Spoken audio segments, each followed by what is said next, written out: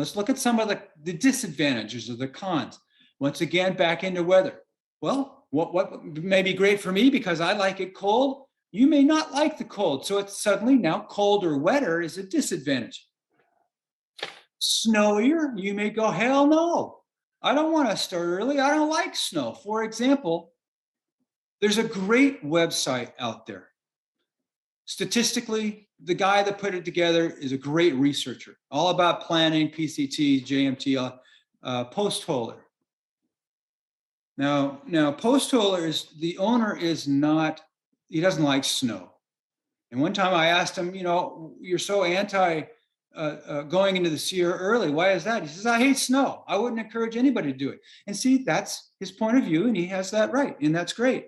So to one person's joy, I love snow. Maybe to another person, hell no, I'm not doing that, so I'm not going to start early. I'd rather go fast after starting late. Remember, you've got one bookend to this little jaunt you're about to do, and that's powder snow at the end. It can pin you down, it can freeze you to death, it can make you lost in a minute. You're not able to see the snow, you're not able to see the trail, you're not able to see trail signs, everything gets covered. So it's an issue. You've got to get to Canada before first snow. So therefore starting late means fewer days to hike, means you got to go faster, fewer days off, less fun. Got to start from before the sun comes up to after the sun goes down. Now, to me, once again, you're getting the drift. That's a bias. I don't like that. I'd rather have breakfast in bed and dinner in bed. I like to camp. So people in my day, you were either a hiker or a camper. I just happen to be a camper. I'm out there for that. If you start early, you'll be out there before the trail crews get out there. So you're going to have to deal with more blowdowns. Blowdowns are when trees blow over the trail. So you're going to have issues of scrambling around obstacles that maybe later in the season wouldn't be there. So that would be a con. There's less trail maintenance at that time of year for hikers on the trail that time of year. In Southern California, you might have an issue with flash flooding. It does happen down here. So pay attention to the weather. You're going to be in arroyos and drainages that are completely dry. But if it's raining 5 miles away, cats and dogs, and you see thunder and lightning, and you hear thunder and see lightning and black clouds way over there, don't think I'm fine over here, because you may not be. Know where your creeks start. And if there's a storm up by the start, get out of the creek, go to high ground before it turns into a flash flood. They do happen, especially in the Whitewater area. Seems to me around Highway 10, Palm Springs, they had a big flash flood event there a few years back. And obviously a disadvantage of starting early is deeper snow. However, see, this is the thing again, I'm just going to keep hitting it and hitting it and hitting it. I don't care how deep the snow is. If it's consolidated, you walk on top of it anyway. So it doesn't matter. Oh my God, they had this huge winter, 500, 800 inches of snow. I'm never going to be able to hike the trail. Baloney.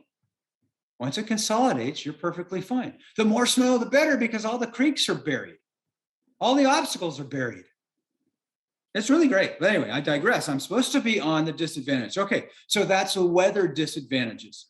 Logistically, resupply is probably a problem.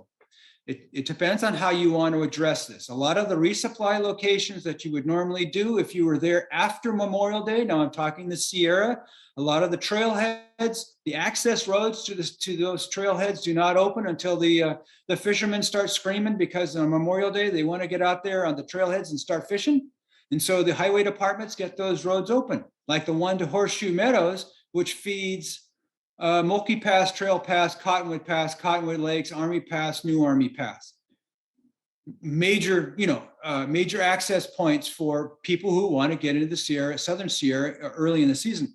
So what you may have to do is what I had to do, what all of us had to do before we knew any different. You're going to have to walk out further. Okay, well, where? Well, Horseshoe Meadows is great, but you got that horrible asphalt descent. Can I make it over Forester? Also, don't go over Trailcrest. That is not an option. It is too steep. Too many people die there every year. Don't do that. So it's Horseshoe Meadows It's past the Horseshoe Meadows, Kearsarge Pass, Bishop Pass, Mono Pass, Mammoth Pass, Tioga Pass, and then Sonora. Those are the easy outs. They may be longer. They may only be about 10 days apart. Yeah, you got to carry more food. This is an entirely different experience for you guys. This is not summer backpacking. I got to underscore that and say it with the loud voice. You are a stranger in a strange land. Everything about you is going to be different. It's colder. You're on frozen water. It's slippery. It's tilted in every direction. The trail is not flat side to side. It's going to be inclined because snow fills the trail bed. Unless people are in front of you to pack it down and make a boot track, which is flat side to side, you're going to be walking on slopes that have an angle, which makes it kind of rough unless you're prepared for it. And I got a little bit off track there. You can resupply out the west side. I did. I went over Forester and I went west down Bubbs Creek to the end of the highway or end of the road at Rhodes End, Cedar Grove, Kings Canyon National Park. It works just fine. Instead of going east, you can go west. There's more stores to the east, but you're going to also be coming back in that 4,000 foot elevation gain with a full pack. Maybe not so much on the west side. Logistically, yeah, then we touched on it a minute ago, you're going to have to carry more food. The distances between resupplies are going to be further apart. I don't know if you think VVR is open or Muir Trail Ranch is open when you guys are going to go through in May. They don't have their high season. It doesn't start that early. So you're going to carry maybe 10 days of food. You're going to be going, here's another underlying loud voice thing. Walking on snow is not where you want to be doing anything fast. It's like driving on snow. You don't want to do anything quickly, no sudden movements, no high speeds, anything, because you're on frozen water. It's like walking on an ice arena. It's not ice, but it's slippery as ice. So 1 mile an hour on snow, get that into your heads. Once you hit dry trail, you've gone over the pass, you've gone down the backside, you finally got to dry trail, hallelujah. Yeah, there may be a creek running down the trail and it's a splash fest, but you can go a little faster. Do your mileage on dry trail and not on the snow. If you push on the snow, you're going to slip, or at least increase your chances of slipping. I know I got 3 minutes, Carol, so I'm watching. So anyway, go slow. If you in May have 8 hours of sunlight, you're looking at 8 miles a day. I would discourage you starting really early because one, your headlamps don't show you, don't beam far enough out for you to be able to navigate to a distance. Remember, you're not following a trail. You're following topography. Matter of fact, the trail is really a bad place to be if it shows on the summer map as having switchbacks, which means the worst one is going downhill. It's going to be steep as hell going downhill. And unless you have the right shoes that edge and have vertically faced heels again, which are suitable for steep descents straight down the fall line, you don't want to be there. You're not going to be able to edge in and traverse across anything steep. So you're going to look at that on the map, or you're going to stand on the rim of this descent into a creek, because that's the first thing, like going into Rock Creek, right after Chicken Spring and Cottonwood Pass. You're going to look at that descent and go, holy crap, how am I going to do this? And you're going to take a first step onto a traverse on frozen snow, and your trail runners simply will not grab. They smear and they turn into skis, and you will fall down. First, you're going to feel them slip. You're not going to have any traction. So you're going to back off, hopefully without falling, and you're going to have to rethink. I need to find, is what you're going to say, I need to find a route that goes down the same slope, but in another location where it's not so steep. So therefore, you've got to have a map that shows you those kind of details. The strip map on your phone may not help you navigate by showing you where the safe route. You're looking for ramps. You're not looking for Hail Mary descents. You're looking for safe routes that are gradually sloped up or down.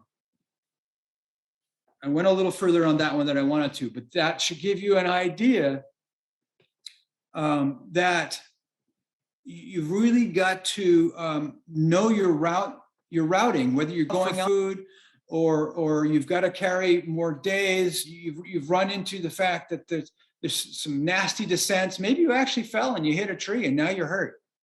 You know, am I going to be able to walk out? Look at the stuff that you just came in on. You can be able to go back out that. Gear helps hiking crampons versus micro spikes. I can't talk about gear on this venue tonight. Tomorrow we will, because solving these problems is what tomorrow morning is all about. You will probably be in the Sierra before there's a boot track established. Oh, and you go, no, wait a minute.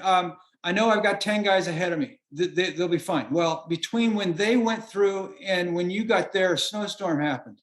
Now that nice little boot track has once again gone from flat to now sloped. Doesn't work for you. It's not safe for you. So you can't rely upon other people setting a boot track for the month of May. Now later, after the thaw, when everybody's in there, yeah, there's probably going to be a great boot track. And maybe later on in May, there'll be a great boot track. But don't count on it. And also, I know we're going over, it's 7:01. Also, guys, if you see footprints in the snow, don't assume they know where they're going, because they probably don't. You have to be able to find out where you are by your navigation systems, GPS unit with a screen that shows you where you are relative to the trail, because the trail is on the screen and you're on the screen. And it says, oh, the trail is uphill or downhill from me or whatever. It tells you where you are relative to, you can't get that with a paper map. You may be able to get that on your phone. Oh, but Ned, I can Bluetooth from my inReach to my phone. Great, but where's your phone? Your phone is highly susceptible to cold. As a ski patroller, if I put my phone in my outside pocket and went down the hill, it'd be dead in a minute because of the cold rush of air hitting it, even though it's inside a waterproof jacket. Oh, so okay, I'm going to stick my phone inside all my insulation layers, which is underneath my waterproof shell, right? Okay, great. But every time I want to look at my phone to look at my map, I have to unzip, open up. I didn't tell you this. When you go in the Sierra in May, your ambient temperatures will be anywhere from below zero at night to walking temperatures of, say, during the day of anywhere from 28 maybe to 38 before the thaw. Therefore, you're going to be fairly covered up. Once you get going, yes, you will generate heat and you can layer off. But fragile electronics need to be behind a firewall kind of insulation. And every time you need to look at it, which I do, I look at it constantly. I've got a paper map in my outside pocket and I got my GPS on my hip. My GPS is designed for cold.